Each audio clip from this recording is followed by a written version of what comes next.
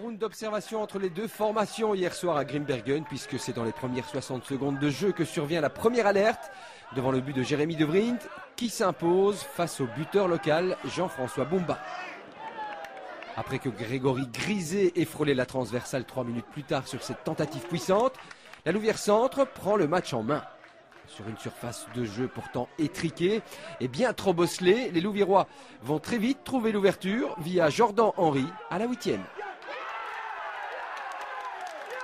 0-1, troisième but de la saison pour le jeune Henry, qui met donc les siens aux commandes. Hormis sur quelques timides phases arrêtées, Grimbergen ne parviendra jamais à inquiéter les visiteurs dans cette première période. 0-1 à la pause.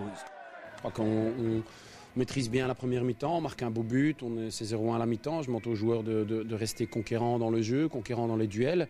Et on l'est moins quand on reprend, mais bon, l'adversaire ne se crée pas énormément d'occasions. Enfin, je trouve qu'on ne s'en crée pas du tout d'ailleurs. Le même scénario se reproduit en deuxième période. Les hommes de Sébastien Grandjean dominent le match, mais ne parviennent toujours pas à le tuer.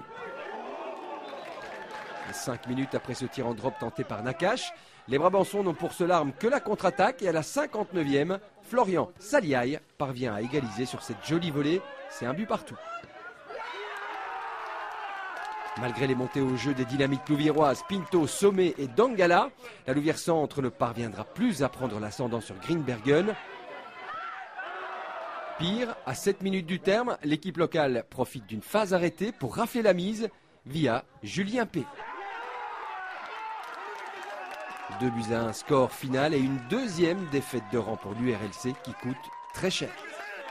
Il y a beaucoup de choses négatives qui s'enchaînent pour l'instant et c'est pas facile à vivre. Pour le vestiaire, c'est pas une excuse, mais on n'a pas la licence, il y a quelques petits soucis, il y a contre le NSS, il y a beaucoup de choses qui nous tombent dessus pour l'instant et les joueurs, je serai toujours à leur défense parce qu'ils sont animés d'une bonne intention, ils veulent jouer, ils veulent gagner, il n'y a rien du tout par rapport à ça. Or, ils auraient beaucoup d'arguments pour ne pas le faire.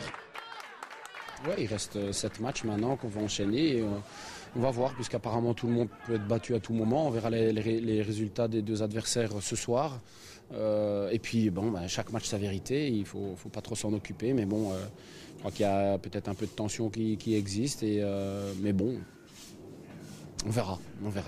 À cette défaite s'ajoutent les succès de Virton et de Bocholt, tous deux en déplacement hier soir.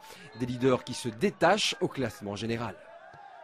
Prochaine rencontre ce samedi avec la visite au Tivoli du 4e classé, le Patro Esden, avec en toile de fond un certain Virton Bocholt, une affiche qui verra donc s'affronter les deux premiers classés.